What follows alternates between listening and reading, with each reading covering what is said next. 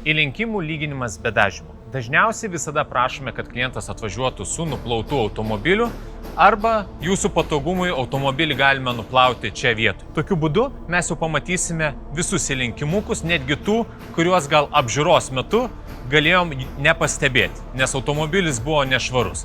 Tuo pačiu metu ir automobilis neapsibraižys, jeigu mes įliesim aplink lygindami, ir pačiam klientui bus apskritai maloniau pasiimti švarų automobilį po darbų.